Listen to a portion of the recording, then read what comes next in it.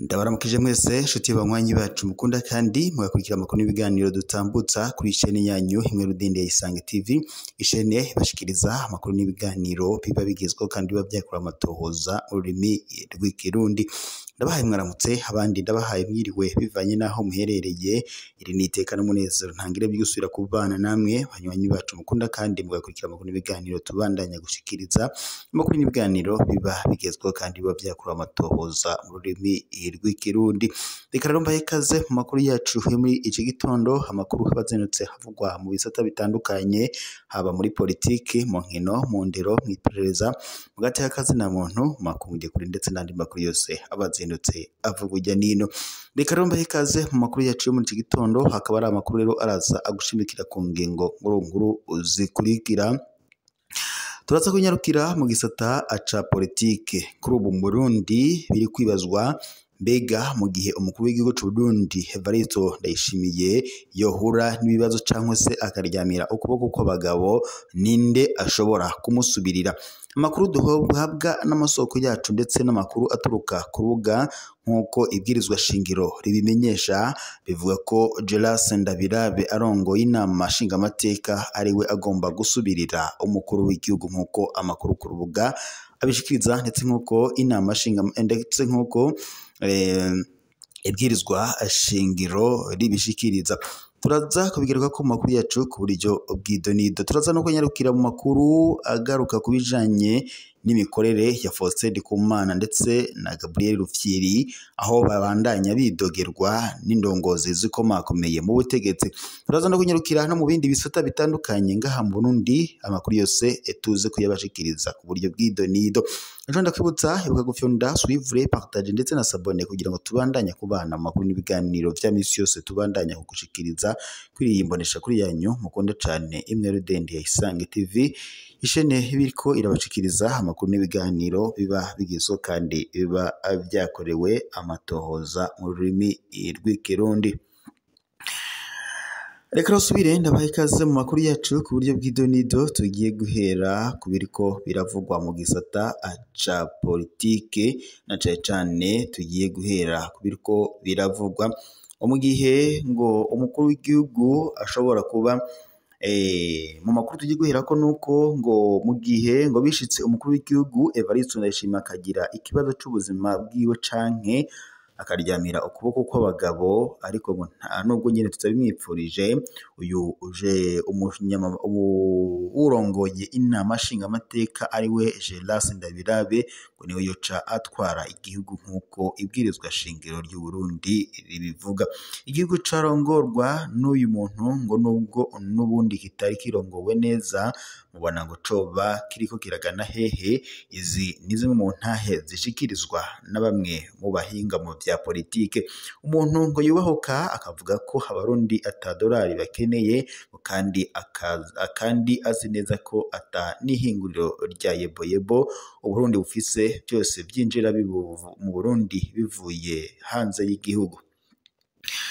Naho Reverien Ndikuriyo usanzwe hari umunyamabanga mukuru w'umugambwe uri ku butegetsi CNDD-FDD avuga ko ngo ni rimwe ngo abanyagihugu ahimiriza abanyagihugu kurima ikawa ndetse n'amavuga ngo kugira ngo bazoronke $1 menshi muri kazoza. Ubundi nawe ngo nta dolari rikenewe mu Burundi, ibi bavyita ngo kuvuguruzanya abategetsi ngo nk'aba bazogera hehe, bazogeza hehe igihugu. Aba banyagihugu kandi babandanya bashinga intahe bagira bati ntibahora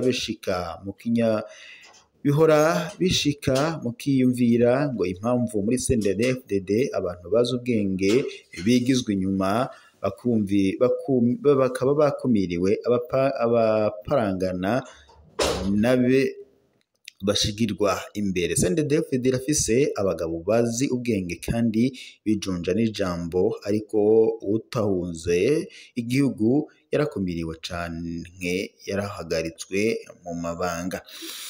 Ngivyo rero ibivuga muri politike mu gihe Perezida Ndayishimiye yoba ahuye n'ikibazo c'ubuzima cyangwa se akaryamira ukuboko kw'abagabo, ushobora guca musubirira ku butegetsi bw'umukuru w'igihugu nta wundi ni Geras Ndabirabe uramutswe inama nshinga amateka kuri uyu munsi. Naho kubwira ngo Faustin Ndikumana na Gabriel Rufyiri baja kurima ngo niho kubwira padiri ngo abanze arongore imbere yuko umwumviriza. Mu bisanzwe umuntu wese akomeye neza mu mutwe ngo ntiyokora nk'uko abategetsi bamwe biyumvira, kuko ngo guhamagarira ayo mashirahamwe guheba ivyo bijanye ibyo ngo biyemeje ngo akora ibindi ngo ni nko kubabwira ngo bakore vya bindi basanzwe bagwanya.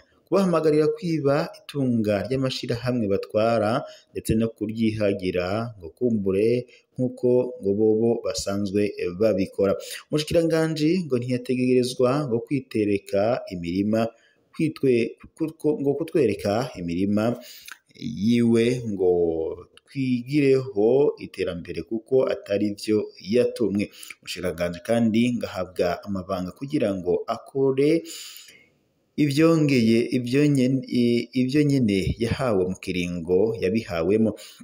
Ibyo kandi ngo nivyo ngo yoza ngo yerekana atakubwira aho ajegejeje amabanga yahawe. Ashatse kutwereka ngo imirima yiwe yoja kurima kuri Instagram ndetse na Twitter nk'abandi ba influencer.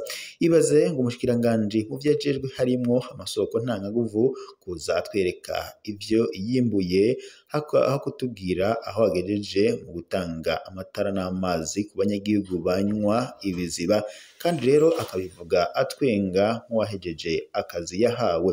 Ibaze kandi umushikiranganji mu vyajejwe harimwo ibitoro yoza atwereka amazu yubatse, imirima yiwe yeze, habonetse n'amahinguriro yubatse aho gukora ivyajejwe ngo igitoro kiboneke. Ibaze kandi umushikiranganji w'ikiga ca leta yoza atwereka amavuka yarimye aho gukora uko washoboye kose ikibazo c'amadevize gihere. Ndakurahiye kandi ko niwoheba ibiro wahawe ngo ugiye kurondera amadevize mu mavoka uzoba uri kurihenda. Umushikiranganji w'umurimyi n'ubworozi n'ivyajejwe icujejwe wewe no gukorana nawe kugira ngo aronke uburyo bwo gushira mu ngiro vy'igihugu. Ibaze kandi kuba amabarabara yaraheze ngo bo bakatubwira amavoka mu gihe kandi ayo mavoka bisaba ngo kwacishwa mu mabarabara kugira ngo ashike ku masoko. Ibaze kandi kuba abanyagihugu batagira amatara hamwe ndetse ngo bakore kandi ayo matara ariyo abafasha gukora. Ibaze kandi kubwira abanyagihugu bijukire ngo ibizobateza imbere atagitoro co kuja mu yindi mintara abafise. Umushikiranganji wa mbere we ngo ntaba akwiye kuvuga kuko vyase ngo biba vyamuvuye ko vyose ngo hose baca begura. Ubu rero ngo abaganga ngo kuri ubu rero abanyagihugu bibaza bati ubu rero ngo abaganga babe abasuderi, abarovyi nabo babe abaganga, tubone abamekanisiye bakanika abantu. Ubufise amabanga nabanze atwereke umusaruro w'ivyajejwe imbere yuko yigira mu vyiwe. Nta gihugu gitwarwa mu kajagari nk'uko abo batwara baba bakwiye kuguma mu vyo baba bashizwemo cyangwa se mu mabiro yabo amasaha yose ku kazi ngo bakore ivyo bajejwe, n'ubundi ngo nibo banatuma ifumbire ubu ngo ku munyagihugu muto muto kuko ngo yabuze kuko byose bibanza ngo gushikira mu mahegitari y'imirima yabo. Gukora ibikorwa by'iterambere ngo si bibi, ariko mu gihe ivyo wajejwe ubikora neza, mu gihe kandi uzi ko ngo byose bigwaye ubu ukwiye ngo kwinyegeza mu nzu bikagutera isoni. Hama ngo kubama baza amara ngo kubama babaza ivya Parsem ndetse na Oricom. Hari ubwoko bubiri bw'ibintu amashirahamwe akora bien n'ibikorwa bifadika ushobora ngo kubona service ngo n'ibikorwa bidafadika canke ngo biboneke n'amaso. Muri ivyo bibiri Parsem na Oricom vyiyemeje gutanga serivisi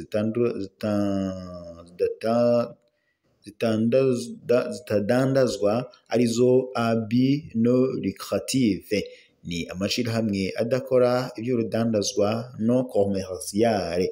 Oricom ihangana n'abarya ibiturire ndetse n'abonona itunga rusange ry'igihugu, naho Parsem yo yiyemeje gukora ivyo guhamagarira abarundi guhindura ingendo. Ico nico kintu conyene amahera bakoresha ajejwe, kandi ngo kuba bazi bakora neza. Abashaka ko ngo biba ayo mahera ngo bayashire mu vyabo nabo ngo bariko barihenda, mbere ngo vyerekana ivyumviro vyabo aho bigarukira, vyerekana kandi ibyo basanzwe bakoresha amahera y'igihugu. No kuvuga ko benshi mu bategetsi bosanga bibereye mu vyabo hagukurikirana ibihanze igihugu. Ivyo bintu kandi ngo birasigura neza impamvu imigambi imwe n'imwe ya leta itaja mu ngiro, kuko uretse gutakaza umwanya bari mu vyabo ngo bashobora no kuba ngo bariko bikora ku mahera y'igihugu, nk'uko Faustin Ndikumana aherutse kubivuga mu kiganiro yatanze. Biriya ngo byo kurima no korora ngo n'ubuzima bwite bw'umuntu ngo sibyo gushira ku mbuga, kuko ngo icambere ngo kiba gikwiye ari kwerekanwa n'umuntu imigambi ya leta iriko iratunganwa atayi imigambi y'umuntu. RTNB niko yashikirije. Kuba bamwe rero ngo bafata amajambo yarya amashirahamwe nko kuvuga vyerekana vy'ukuri aho ubwenge bwabo bugarukira. Biriya bintu byose ngo bivuga birashoboka mu gihe babishatse. Ngo ibaze kuba ikawa nyinshi Uburundi bwimbuye tuyiheruka mu mwaka wa 1982 ku ntwaro ya Perezida Bagaza. Ibi Faustin Ndikumana bivuze byaciye binyereka ko mu bijanye n'iterambere Bagaza yarakwiye ngo kuba icitegererezo, no kuvuga ko nubwo burimyi basemerera batabukora neza ngo kubw'impamvu zizwi neza. Ibindi dukora ngo nibyo gufatana, kuko ngo wewe nyene usoma ibimenyeshamakuru bitandukanye uca wumva ibiriko birakorwa. Hama abama bashaka ngo gufana bamenye ko ngo twese tubona aha goyagoya, ngo ntumbaze ico jewe nakoze ngo kuko ari vie prive, ariko kuba afise amabanga y'igihugu ni vie publique, nayo mpamvu ngo bazokwama batukwa. Aha twagarutse kandi kuhawe bije n'igihugu ngo hamwe ndetse n'amashirahamwe batwara bahere guko ivyo ngo batumwe imbere yo bifotoza mu mirima yabo. Ivyo rero bikaba hari bimwe mu kamo gaterwa n'indongozi z'u Burundi ngo zihimirize mu gukorera abanyagihugu. Naho imodokari zirengeje imyaka yo gukora zigera ku 6,000 nizo ziri mu gisagara ca Bujumbura, mu gikorwa cyo gutuma catunganijwe n'igisata kijejwe ubuhinga bwa none Institut de Technique Numérique kuri uyu wa 12 Nyakanga uyu mwaka mu kigo c'amakaminuza y'u Burundi co kumenyesha ibyavuye mu bushakashatsi mu gutunganya ndetse no gukurikirana iby'ingenzi ku mabarabara. Niyo nkuru Foisto yiga mu gisata c'amashure yisumbuye Dogitorat, akaba ndetse n'umushakashatsi mu bijanye no gutumatumanako ibintu n'abantu hasi, yavuze ko ngo mu gisagara ca Bujumbura hari imodokari zirenza imyaka yo gukora zigera kuri 6,000, izo nazo ngo ziri hagati y'imyaka 20 na 50. Umuyobozi w'ico gisata Mukeshimana Michel yavuze ko ico gikorwa ngo batunganije kandi ari ico kumenyesha ibyavuye mu bushakashatsi, gutunganya no gukurikirana iby'ingenzi ku mabarabara mu rwego rwo gushikiriza ko ubwo bushakashatsi bariko bakora bushobora gufasha gushika ku mbonakazoza y'igihugu ya 2040-2060. Michel yamenyesheje kandi ko bakora ubwo bushakashatsi mu bisata byinshi nk'ubwiyunguruza kw'abantu mu mabarabara, ubuvuzi ndetse n'ibindi mu ntumbero yo kugira ivyigwa biboneka ngo byofatirwa ko. Yatanze akaroro ko nk'abaganga bashobora kumenya amakuru y'abarwayi nabo kandi ngiyo bagiye kwa muganga basanga bazi ibyo barwaye, muri make amakuru ngo bakayaronkera kuyihe kandi byoroshe.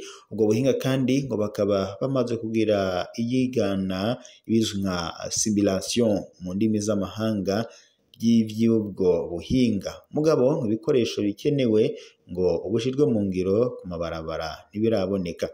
Yateye akamo abarundi kubungabunga ivyo bikoresho nk'amafe tricolore, amaplaque n'ibindi, ngo biyemeje gufasha abanyeshure ingene ngo bashobora kwiga ngo bakabona ingene bazokoresha ubwo buhinga, kuko ngo nta terambere ritagira ubushakashatsi. Faustin akaba kandi yabandanije avuga ko mu gitoro leta yinjiza ku kwezi imodoka ngo zibaye nyinshi, leta ihomba amadolari 221 mu minota 30 gusa, kandi ko muri ico gitoro leta itagikoresha cose kuko gihera mu ibarabara. Igwirirana ry'imodokari kandi ngo yavuze ko riri mu vyonona amabarabara, kuko ngo bamwe baca bicira inzira azabo. Ngo mu biharuro vyatanzwe n'ikigo kijejwe amabarabara muri 2022 bakoresheje hafi imiliyaridi 25 y'amasanura amabarabara, ndetse ngo nayo mu kigo OBR mu myaka 3 iheze ngo bahombye imiliyaridi 16 zirenga kubera ngo batakoresheje ubuhinga bwa none. Iyo baza gukoresha ubwo buhinga ngo ntabwo byari kugenda gutya. Yagaragaje kandi yarangije asaba ko ngo hakwiye ngo kujaho ikigo kijejwe gukinga ndetse no kugosora ibiharuro, Centre d'études de régulation de trafic, kikanakorana n'ibigo vya leta nka OBR, Otraco, kugira ngo ibiharuro byose ngo biva mu ibarabara byose bishikireyo, hakajaho ngo ndetse n'amakamera de surveillance ndetse n'ibindi. Naho agaterabwenge ibizwi nka application menya murimyi ngo kaje gukemura ibibazo abaremyi bakunda guhura navyo mu kazi kabo ka misi yose. Haratangujwe icesi kuri uyu wa 11 Nyakanga y'umwaka agaterabwenge application menya murimyi ngo kakozwe n'urumunani rw'abarimyi Capade rufadikanyije n'ishirahamwe World Hunger Health mu ntumbero yo kurwanya ibibazo abarimyi bakunda guhura navyo. Gilbert Nyandwi harongoye urunani rw'abarimyi Capade yavuze ko akarusho ngo gahari ari uko umurimyi azoshobora kumenya ibikorerwa ahandi, akanameretse aho ngo yokura imbuto zirobanuye, kandi umurimyi azoshobora ngo kumenya ubwoko bw'indwara bwateye igiterwa ciwe, ndetse abaremyi bo mu ntara zose ngo bazoshobora guhanahana amakuru biciye muri ako gaterabwenge, kandi ngo bongere baronke n'amasoko y'ivyimburwa vyabo.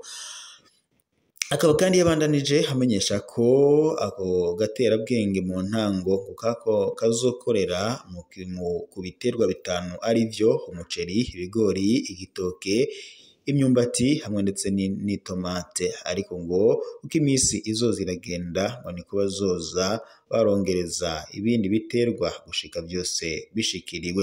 Umuntu ayikeneye ngo akaba ashobora kuyisanga kuri Play Store, gusa ngo kuko basanze abarimyi benshi bakoresha amatelefone ari mu bwoko bwa Android, niko yashikirije. Yasozereye kandi asaba leta ngo ko yokongereza umuvuduko wa internet kugira ngo abarimyi bazokorohererwe mu gukoresha ako kanyabwenge. Emmanuel Niyungeko, umuyobozi mukuru ajejwe gutunganya imigambi mu bushikiranganje mu byo bujejwe harimwo uburimyi, yavuze ko iyo application ngizobafasha mu kumenya imbuto zigezweho uyu munsi, umwavu yokoresha uwo aribo, mu kumenya ndetse indwara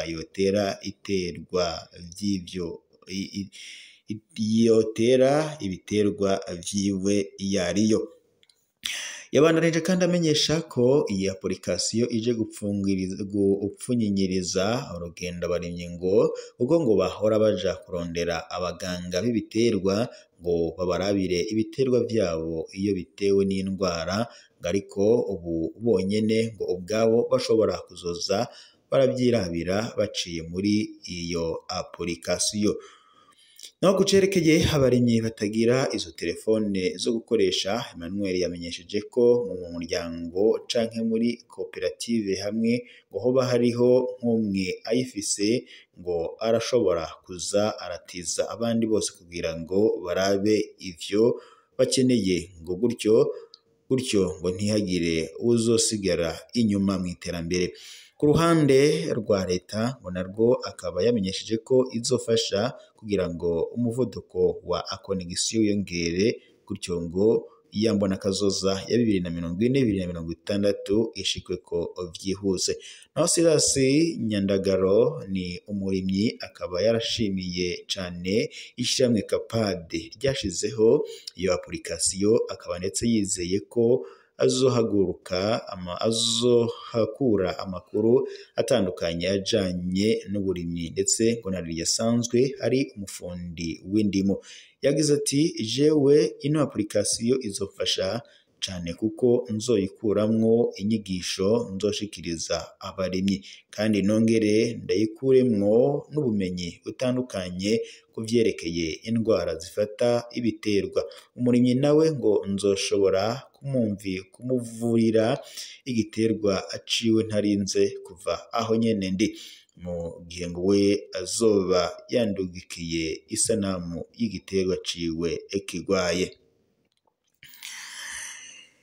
Ivyo rero nivyo vyashikirijwe na Capad nkuko twariko turabibashikiriza.